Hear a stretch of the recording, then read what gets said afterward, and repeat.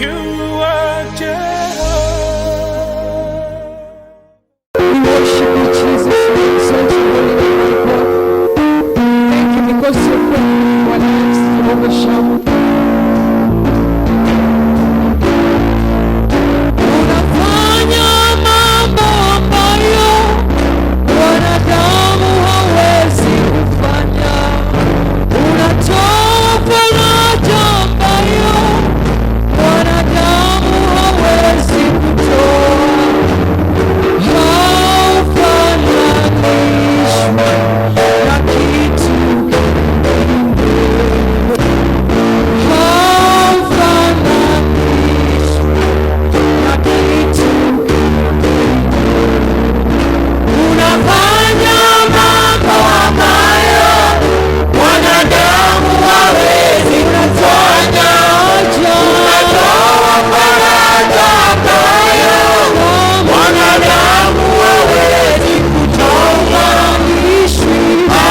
Haufananishwi na kitu kingine. Haufananishwi na kitu kingine. Unafanya mambo ambayo wanadamu hawezi. Unatoa faraja ambayo wanadamu hawezi. Unafanya mambo ambayo wanadamu hawezi. Unatoa faraja ambayo wanadamu hawezi. Unafanya mambo ambayo wanadamu hawezi. Unatoa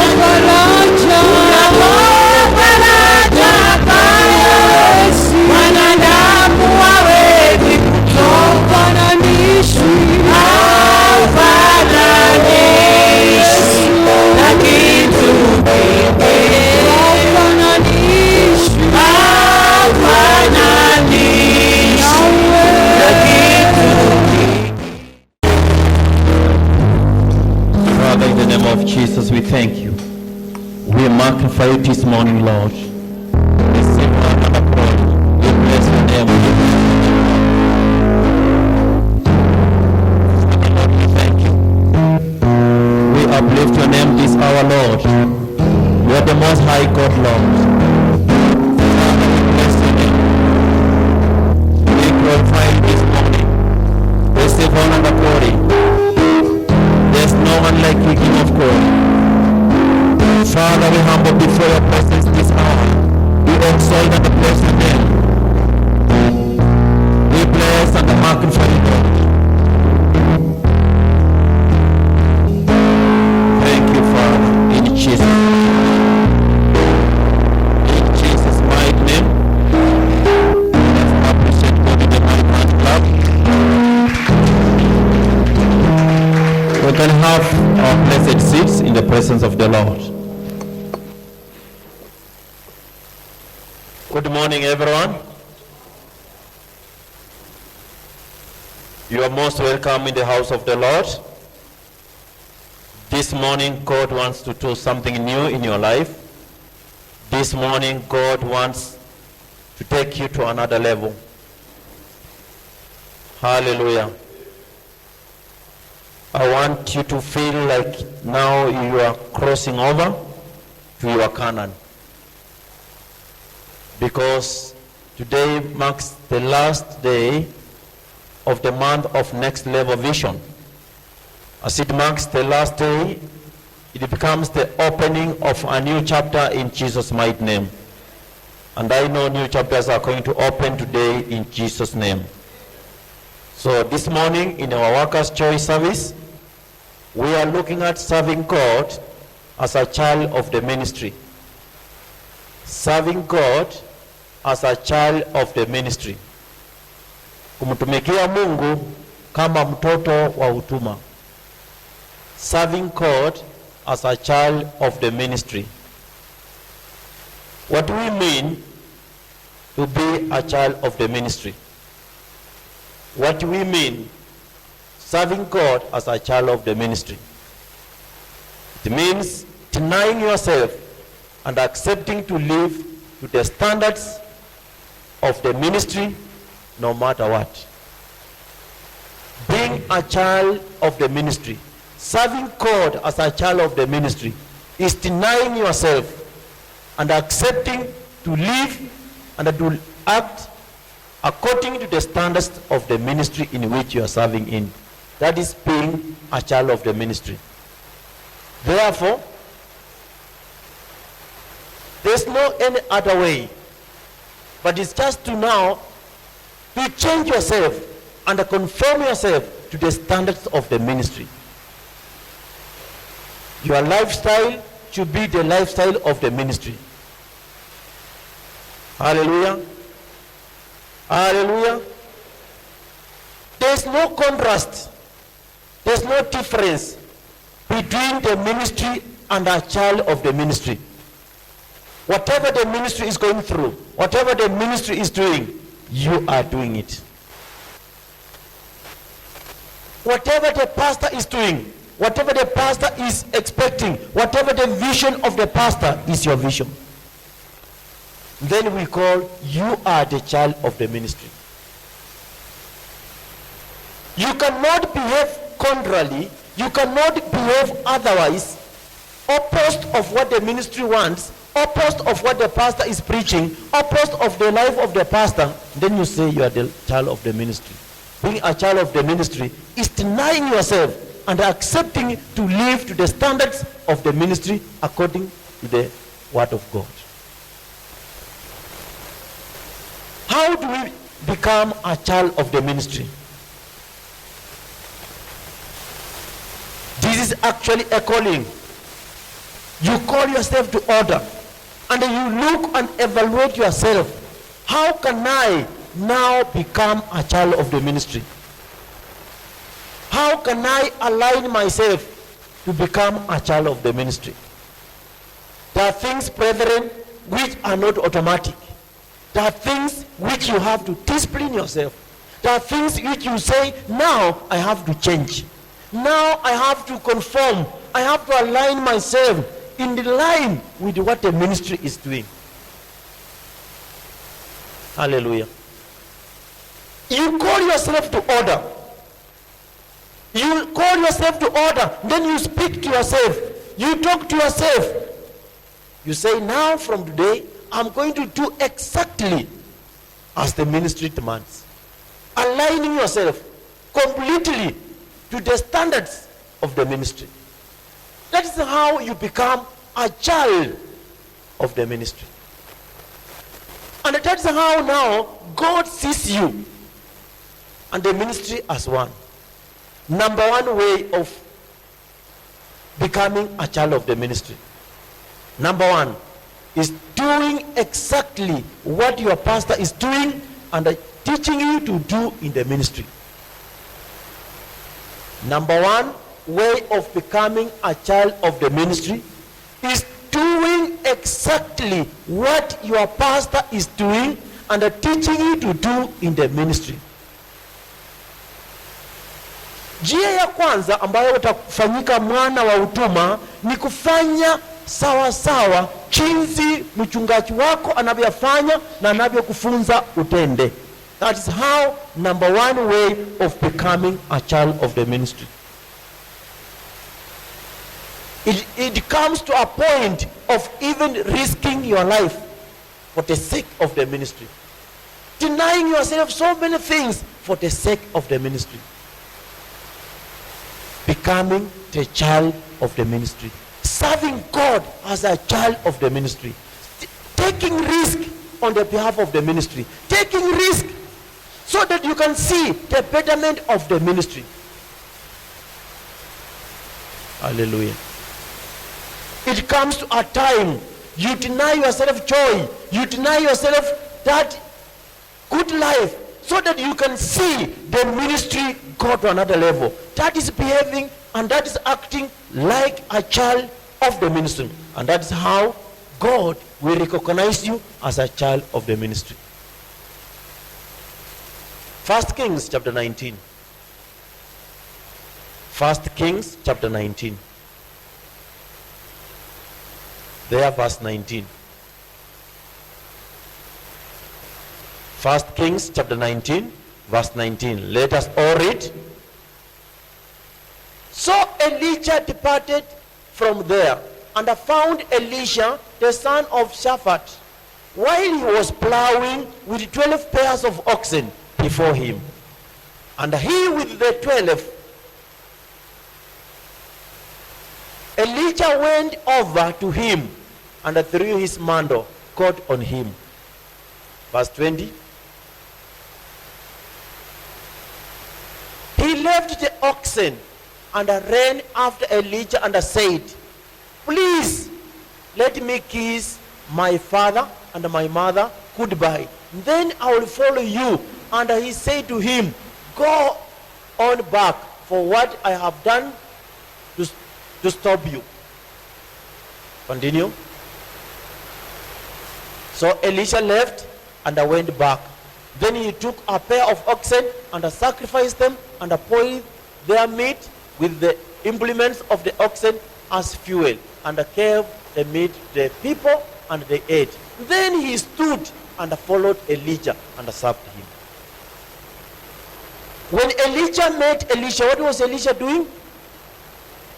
He was plowing with the oxen. But when he saw Elijah and what Elijah did, he decided to forego what he was doing. Aliamua kuacha yale ambaye alikuwa anafanya ili amfuate Elijah na amtumikie.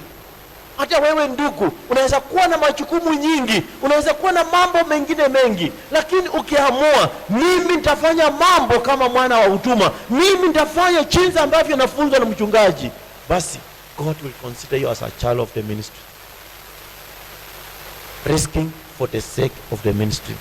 Leaving everything to align yourself to the standards of the ministry. Doing exactly what your pastor is teaching you. Number 2. How to serve as a child of the ministry. Number 2. Openly and publicly identifying yourself with your spiritual father and the ministry in which you are serving. Publicly and openly identifying yourself with your spiritual father and the ministry in which you are serving God. Wewe kujitambulisha hadharani na wasiwasi na baba yako ya kiroho na huduma ambayo unahudumu pale ndani. Standing before people openly and publicly and saying, this is my pastor, this is my church, this is my ministry. Publicly, openly, kujitambulisha hadharani, huyu ni mchungaji wangu, hii ni kanisa langu. Openly and publicly identifying yourself with the servant of God and the ministry in which you are serving God. By so doing, you will enable the grace which is operating in your pastor and which is operating in the ministry to start flowing in your life. Bwana asifiwe. Unaposimama hadharani na kujitambulisha, huyu ni mchungaji wangu, hii ni kanisa yangu, basi ile neema ambayo inatumikia mchungaji na hiyo neema ambayo iko kwa hiyo kanisa, hiyo neema inaanza kukufanyia kazi. That is how you can connect with the grace in the ministry, with the grace which is operating in the life of a pastor. Hallelujah. John 5. John 5:17. John chapter 5 verse 17.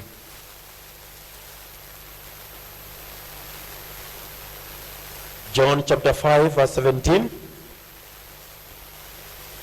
Let's all read. But Jesus answered them, my Father has been working until now, He has never ceased working, and I too am working. Jesus was identifying with his Father. Even you, my sister, my brother, you want the grace which is operating in your pastor, the grace which is operating in the ministry to work for you. Start identifying publicly and openly before people. This is my pastor. This is my church.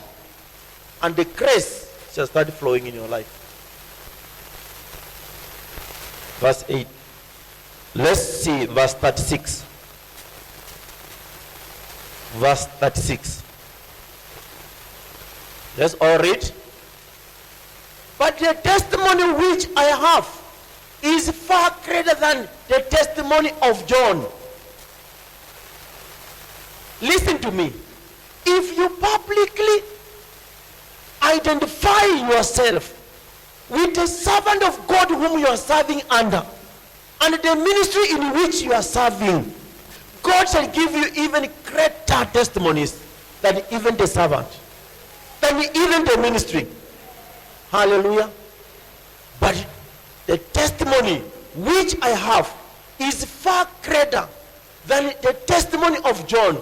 For the works that the Father has given me to finish, the very same works, that is the miracles and the proofs of my deity, that I am now doing, testify about me by providing evidence that the Father has sent me.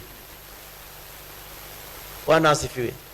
When you publicly and openly identify yourself with the servant of God whom you are serving under and the ministry in which you are serving, God shall release miracles, testimonies in you, and the people shall know surely you are serving God. Surely you are serving God. When you say you are serving God of wonders, God of wonders shall release wonders in your life. God of wonders shall release testimonies, miracles in your life, because you are openly testifying, openly identifying yourself with the ministry and the servant of God. Therefore, this morning I want to charge you. Do not have any fear serving God at whatever level. Do not be discouraged by anything in any way you are serving God. Do not lose focus. Do not be discouraged. Usishushike moyo na vitu ndoko ndoko unapomtumikia Mungu. Unapomtumikia Mungu usishushike, usikuwe na wasiwasi, usikuwe na tashwishi moyoni. Mungu wako atakukumbuka. Hallelujah. Therefore I challenge you, as you serve your spiritual father, as you serve under this ministry, that grace shall start following you. I want to tell you, when you publicly and openly identify yourself with the servant of God and in the ministry in which you are serving, that servant of God and the ministry in which you are serving becomes your home of refuge. Whatever happens in your life, you know where to lie to. You know where to run to. It becomes your home of refuge. When things are not working, you lie back to your Father. You run back to your ministry, and the altar and the grace works for you. Hallelujah. It's good serving as a child of the ministry, not as a stranger. You need to belong. You need to belong. When you are working in your family, you do not feel any hesitation. You just serve openly. So when you are serving in the kingdom of God as a child of the ministry, you should serve without reservation. Serve without limits. Serve tirelessly, because you are in your family. You are in your home. Hallelujah. Hallelujah. Number 3 way of serving God as a child of the ministry. Keep honoring your spiritual parents. Endelea kuwaheshimu wazazi wako wa kiroho. Keep honoring your spiritual parents. Brethren, if you are serving under a servant of God, you are serving under a ministry, and you do not honor that spiritual parent, you have closed your doors of blessings. You have totally closed the doors of your blessings. But when you honor the servant of God, your spiritual parent, then the heaven opens. The heaven opens for your blessing in Jesus' mighty name. When you honor your spiritual parents, when you honor your pastor, in whom is praying for you, in whom the Spirit of God is being charged towards you, I want to tell you one thing. When God sees your spiritual father, he sees you. You become part of your spiritual parent. When God blesses your parent, he blesses you. When God lifts your parent, he lifts you. But how do we honor our parents? We do not just honor our parents by mere words. We honor our spiritual parents by words and substance. Do you understand me? We honor our spiritual parents by deeds and words. Tunawaheshimu wazazi wetu wa kiroho kwa maneno na kwa matendo. Malachi chapter 1 verse 6. Malachi chapter 1 verse 6. We should honor our parents, spiritual parents, with words and substance. Let's read. A son honors his father, and a servant his master. Then if I'm a father, where is my honor? And if I'm a master, where is the reverent fear and the respect due me? Says the Lord of hosts to you, O priests, who despises my name. But you say, how? In what way have we despised your name? Verse 7. You are presenting defiled food upon my altar. If you honor your spiritual parents, never ever take anything which you feel it is inferior before God or before your spiritual parents. You are working in town. You cannot go in the shop and buy a torn clothes, a torn dress, and take your parents. Can you? Can you? You can't. God is saying, if you honor me, if you are honoring our son, why are you presenting defiled food? Things which have got no value. Things which are worthless upon my altar. But you say, how have we defiled you? By thinking that the temple of the Lord is condemnable and may be despised. No. Verse 8. When you present the blind animals for sacrifices, is it not evil? When you consider inferior things to God, when you consider inferior things to the pastor, that's it.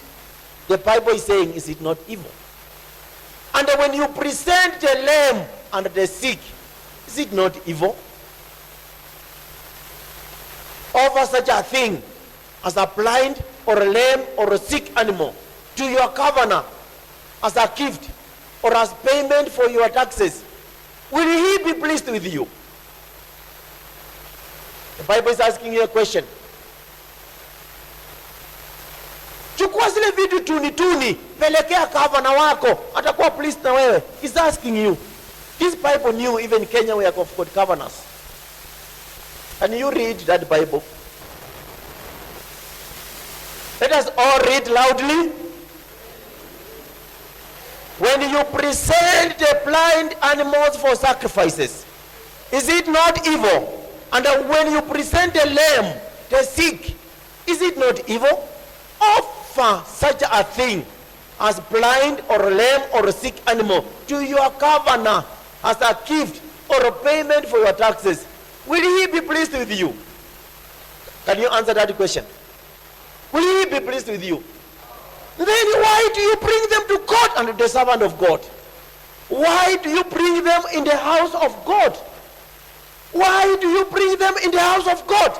Is that honoring your spiritual parent? Is that honoring God? Continue.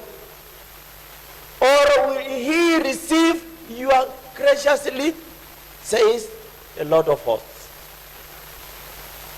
So people of God, when you want to serve as a child of the ministry, honor your spiritual parents. Put them on the top. Put God on the top. And the grace of the ministry shall be your grace. Anything God releases in that ministry, you receive. Anything, any door which opens for you. Hallelujah. Hallelujah. When you honor your spiritual parents and the minister of the gospel who is ministering to you, you shall prosper. You shall increase. You shall multiply. Ephesians chapter 6. Ephesians chapter 6. Ephesians chapter 6.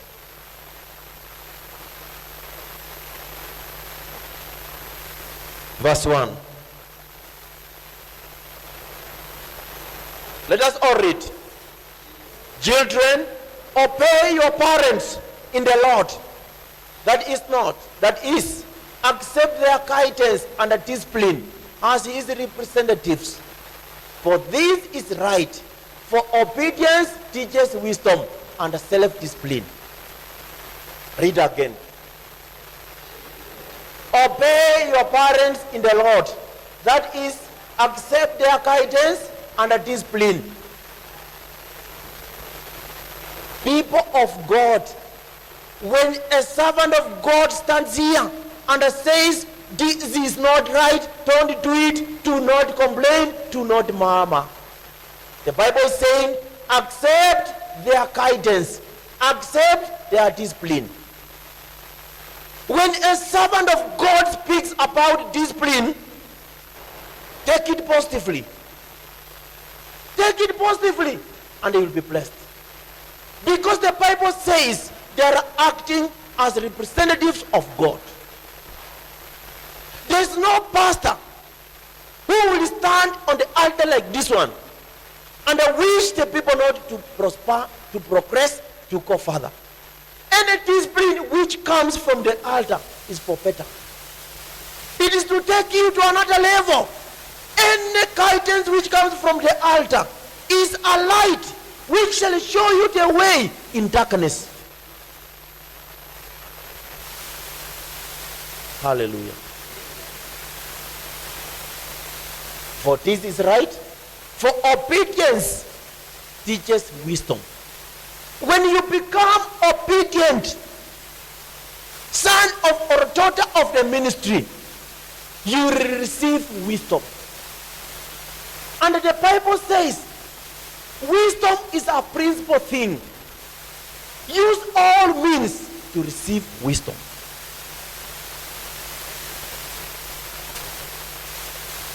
And it says, self-discipline. At your age, nobody will reprimand you and tell you, sleep down, I want to discipline you with a whip.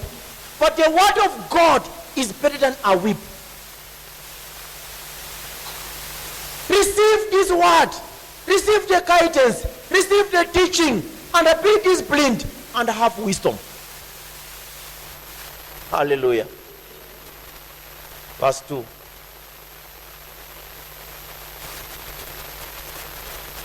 Honor, esteem, value as precious your father and your mother. The Bible is telling you, value your spiritual parents. Value. They are precious to you. They are praying for you. They are wishing you well. They are praying that God takes you to another level. Value. When you value your spiritual parents, then you become a child of the ministry. Do not consider your spiritual parents as your equals.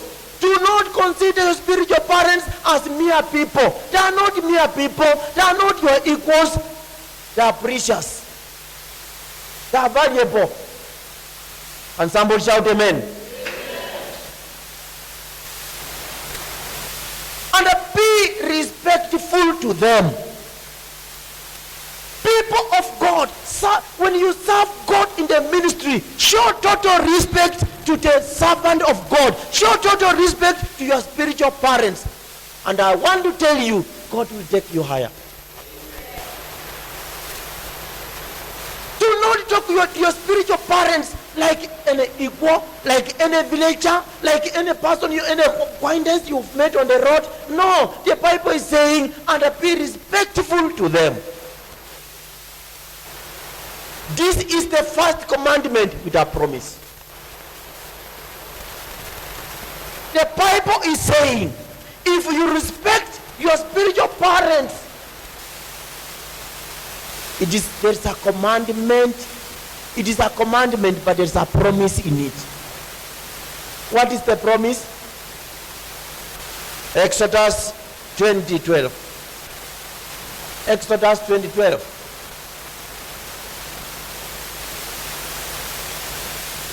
Exodus 20:12.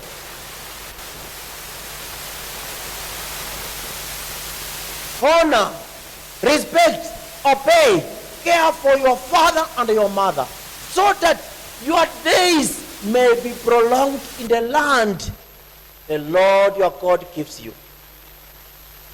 Can we all read?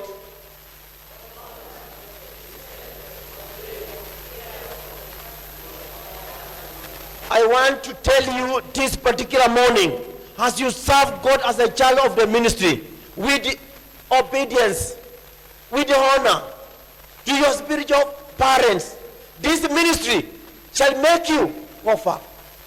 This ministry shall open doors that your family members could not have opened for you. This ministry shall take you higher and higher in Jesus' mighty name. Honoring your parents. When you honor your parents, whatever you are doing shall never dry up.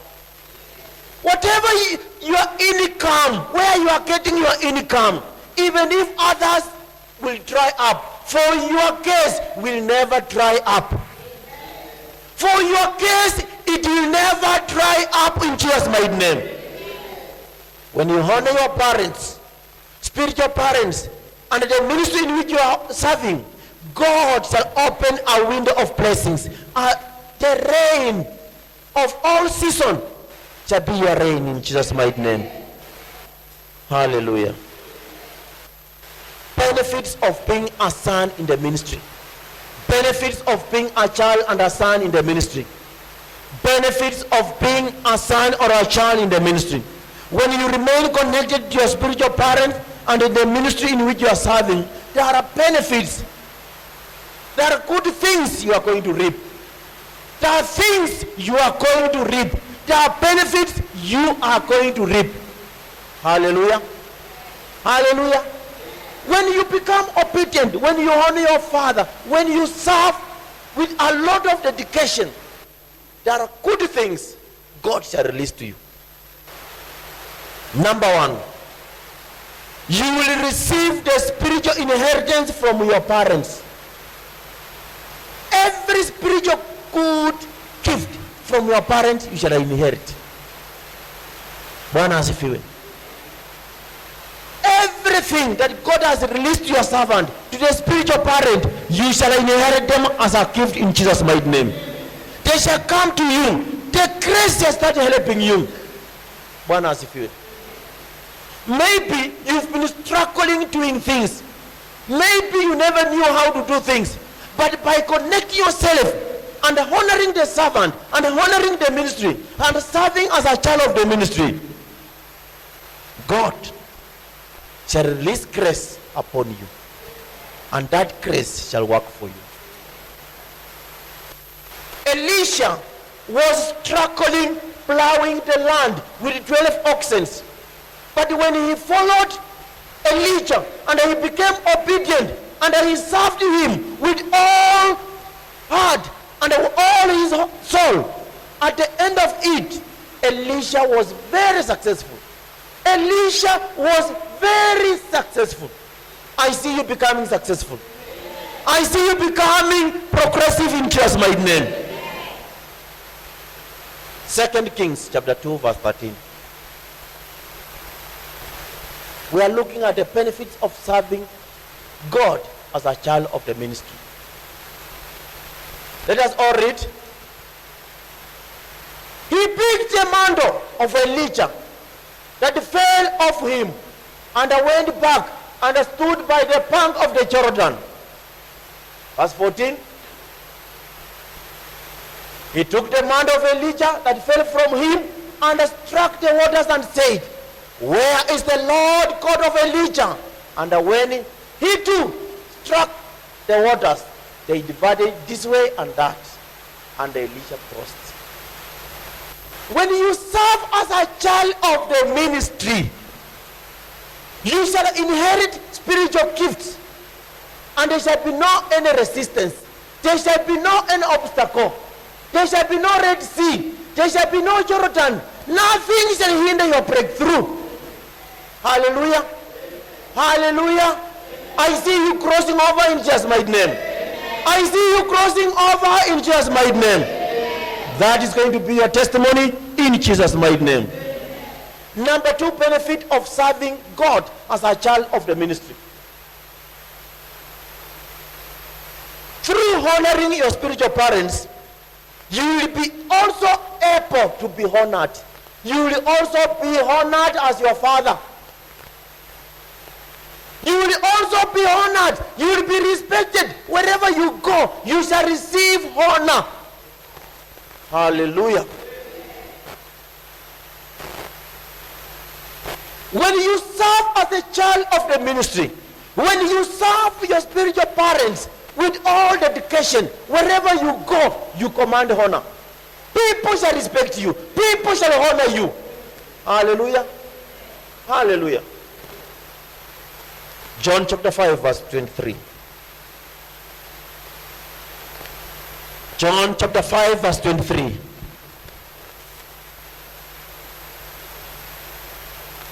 Let us all read. So that all will give honor, reverence, homage to the Son, just as they give honor to the Father. My sister, my brother, if you serve God in this ministry as a son of this ministry, wherever you go, people shall honor you. People shall honor you. The God on this altar shall command people to honor you, shall command people to respect you, shall command people to recognize you. So that all will give honor, reverence, homage to the Son, just as they honor the Father. In fact, the one who does not honor the Son does not honor the Father who has not sent him. Hallelujah. I want to assure you, people of God, when you serve God with diligence as the son of the ministry, nothing shall cover your grace. Nothing shall cover your favor. God shall always release people to honor you in Jesus' mighty name. Number 3, when you serve God as a child of the ministry with all dedication, you will receive important assignment and authority dedicated to you. When you serve God as a child of the ministry, you will receive important assignment with authority dedicated to you by your spiritual parents.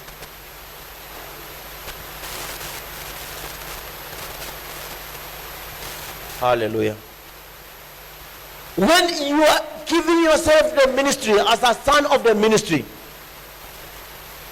God is going to release authority.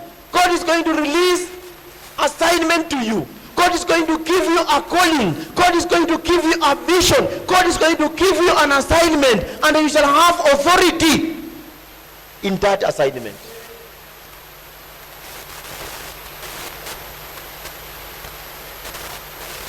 Jesus served God with a lot of dedication, with a lot of respect, with a lot of honor, and God released power and authority over his son.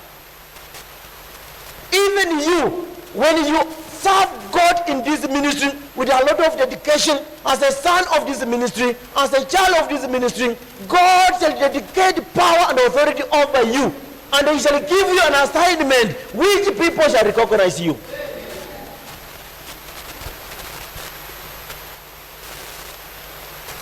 John chapter 3 verse 16. John chapter 3 verse 16.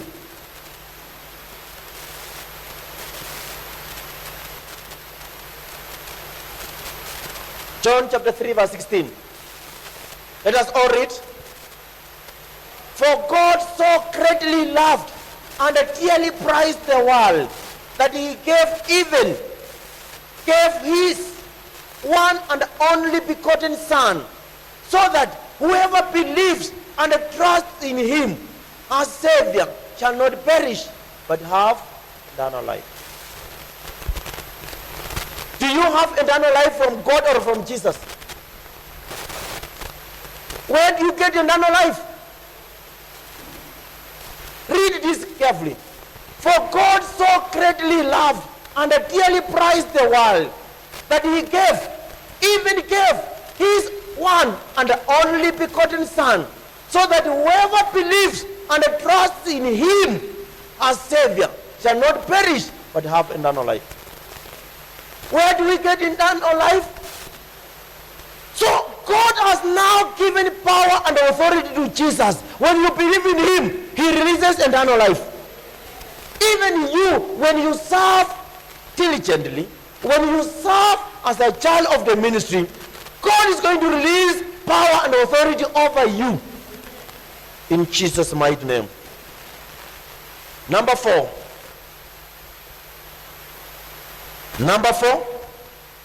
Your spiritual parents shall always be there to back you. A benefit of becoming a child of the ministry. Your spiritual parents shall always be there to back you. No matter what. Wazazi wako wa kiroho watakuwa hapo kukuunga na kusimama na wewe. Katika kila hali, wazazi wako wa kiroho watasimama na wewe. When you serve in this ministry, as a child of this ministry, the spiritual parents on this altar shall always stand with you in everything. Can somebody say amen?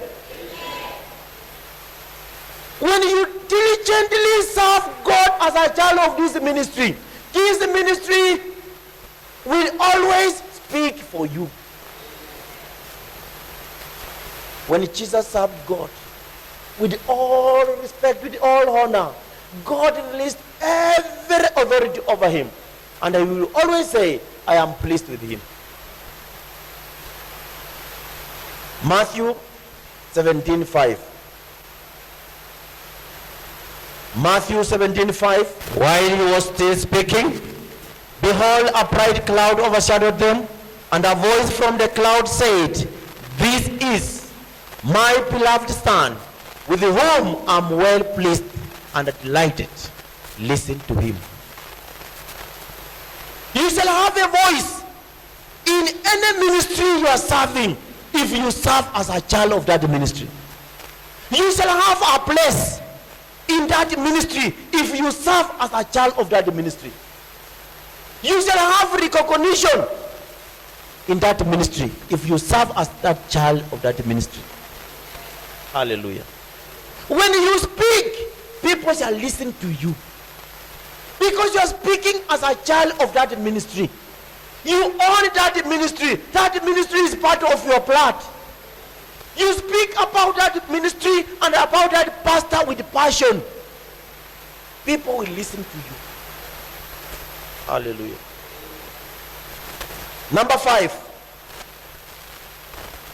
When you serve in the ministry as a child of that ministry, when you are serving God in any ministry as a child of that ministry, people and the demons will respect you. Ukihutumu katika huduma yoyote, kama mtoto wa hiyo huduma, mapepo na watu watakuheshimu. Because you shall receive authority. All demons shall obey you. People shall obey you. And somebody say amen.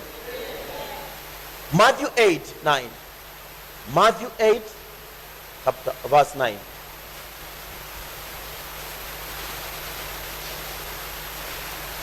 Let's all read. For I am a man subject to authority of a higher rank, with the soldiers subject to me. And I say to one, go, and he goes. And to another, come, and he comes. And to my slave, do this, and he does it. That is the authority God is going to give you. That is the authority God is going to give you. People shall obey you. People shall obey your command. Hallelujah. Verse 29. Verse 29. These are secrets of the kingdom. When you find secrets of the kingdom, you cannot struggle. Verse 29, let's all read. And they screamed out, what business do we have in common with each other? Son of God, have you come to torment us before the appointed time of judgment? What is speaking? Demons. Demons will see you and tremble. They will see you and panic. They will see you and die. Because you are serving as a child of the ministry, and the power of the ministry is with you. Hallelujah. Number 6, benefit of serving as a child of the ministry. You will not struggle to rise or succeed in life. When you serve as a child of the ministry, you will not struggle to rise up or to succeed in life. When you serve as a child of the ministry, you will never struggle to rise or to succeed in life. Because your spiritual parents have already laid a platform for you. You will stand on the platform of your spiritual parents, and you will succeed and go higher and higher in Jesus' mighty name. You do not need to struggle. You do not need to invent the way. The way has already been invented for you. Hallelujah. So people of God, when you serve God as a child of the ministry, you will find a foundation laid for you to succeed. Hallelujah. 1 Kings chapter 5 verse 2. 1 Kings chapter 5 verse 2. Let us all read. Then Solomon went, sent word to Hiram, saying, verse 3, you know that David my father could not build a house, temple for the name, presence of the Lord, his God, because of the walls which surrounded him, until the Lord put his enemies under his feet. Verse 4. But now, there are battles, spiritual battles, that this ministry has already fought for you. There are battles that this ministry, this altar has already fought for you. So you are saying, but now that the Lord, my God, has given me, God has given you what? God has given you rest from war. Any spiritual war, God has fought for you. And on every side, there is neither adversary nor misfortune confronting me. Verse 5. Behold, I intend to build a house, temple to the name of the Lord my God, just as the Lord said to my father David, your son whom I will put on your throne in your place shall build a house for my name and presence. Did David build a temple? Did David build a temple? Did Solomon build a temple? Who was Solomon to David? So even you, when you serve in this ministry as a son or a daughter of this ministry, the foundation is already laid. Whatever could not happen is going to happen with you. Whatever could not be managed far earlier is going to be managed now. Hallelujah. That is your portion in Jesus' mighty name. Shall we all jump on our feet in Jesus' mighty name? Shall we all jump on our feet with joy and celebration in Jesus' mighty name? Take this prayer point after me. Oh Lord, make me obedient and ready to serve you as a child in this ministry. Oh Lord, make me obedient and ready to serve you as a child in this ministry. Go ahead and pray that prayer. Mashakadara bashete baba baba shakadara baba zetekedere baba baba baba baba. Lord God, help me, Lord, and make me ready, King of Kings, to serve you in this ministry as a child of this ministry. Makashadara baba baba baba baba baba. Listen, dikedere baba baba. Lord God, help me, Lord, make me obedient and ready, to serve you in this ministry as a child of this ministry. Makashadara baba baba shekete. Lord God,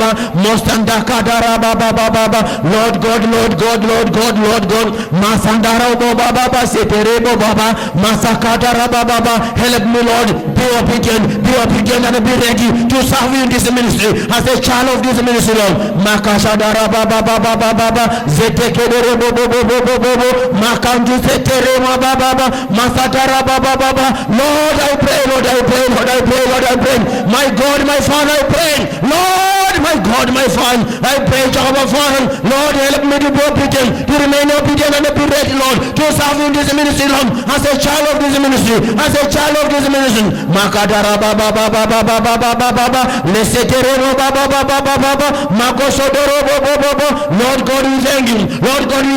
We celebrate you, Jehovah Father. Lord, we magnify your name, Lord. You are able, Jehovah Father. There's none like you, Lord. Makasadara baba baba, make me obedient, Lord, and ready to serve you in this ministry, Lord, as a child of this ministry, as a son of this ministry, as a daughter of this ministry. Makashandare baba baba. In Jesus' mighty name. I see you serving as a child of this ministry in Jesus' mighty name. Holy Ghost of fire, begin to burn away every self-centeredness in my life. Holy Ghost of fire, begin to burn away every self-centeredness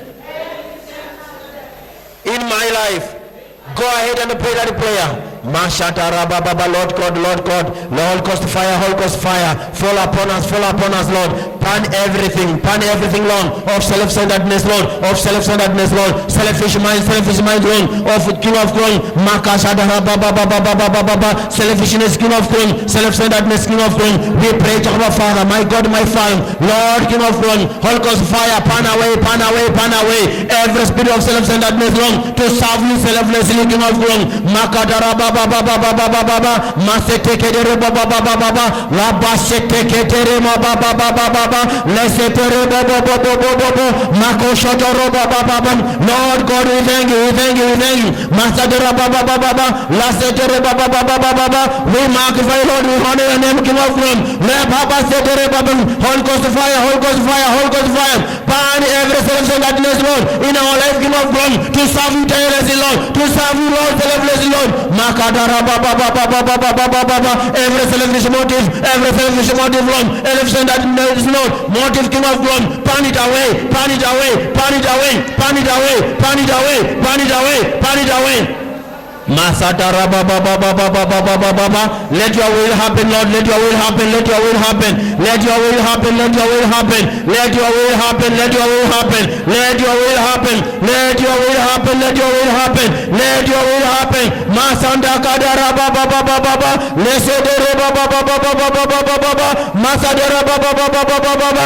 Masetekedere baba baba baba. Lasandara baba baba.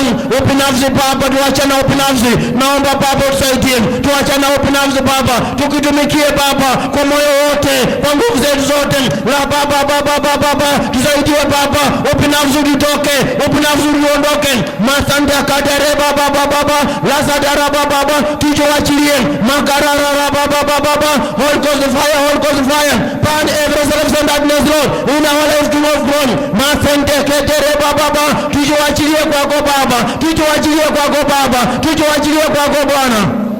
Masadara baba baba, in Jesus' mighty name. Lord God, help me to faithfully serve you as I honor my spiritual parents. Lord God, help me to faithfully serve you as I honor my spiritual parents. Go ahead and pray that prayer. Father, Lord, help us, King of Glory, to faithfully, King of Glory, serve you, to faithfully, Lord, serve you, King of Glory, as we honor our spiritual parents, Lord, as we honor our spiritual parents, Lord. My God, my Father, we thank you, we thank you, we celebrate you, we magnify your name, Lord. Makasadara baba baba baba baba baba baba baba, zetere baba baba baba baba, makasadara baba baba, help us, Lord, to serve you well and bless you, Lord, to serve you well and bless you, Lord, as we honor our spiritual parents, Lord, as we honor our spiritual parents, Lord. Makasadara baba baba baba, Lord, my God, my Father, help us, Lord, help us, King of Glory, Lord, we worship you, worship you, worship you, worship you. Makasadara baba baba baba baba, masedere baba baba baba baba, makasadara baba baba baba, lesedere baba baba baba baba, lasetekere baba baba, aya baba baba se zekedere, in Jesus' mighty name.